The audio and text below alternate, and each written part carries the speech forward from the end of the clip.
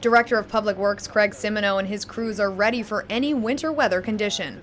We were able to find out what happens once winter weather is in the forecast.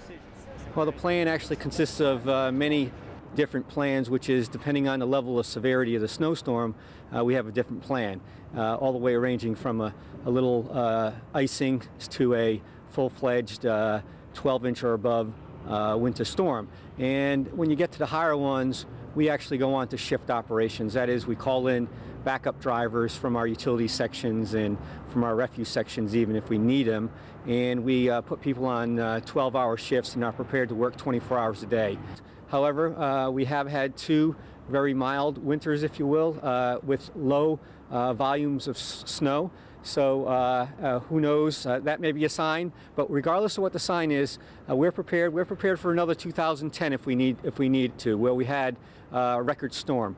The Department of Public Works learned from the massive storms of 2010 and are even more prepared to help residents when winter weather strikes. We've got a new salt barn down there, which really increased the amount of salt that we could store. And that helps us because when you get into a 2010 storm, salt was hard to come by right before and during the storm. So we now make sure that barn is full. It'll be full a lot of times over the summertime, but certainly before the season. And as soon as we have used a little bit, we make sure that we have a supply in to refill it. Simoneau offered advice when it comes to residents being prepared this winter.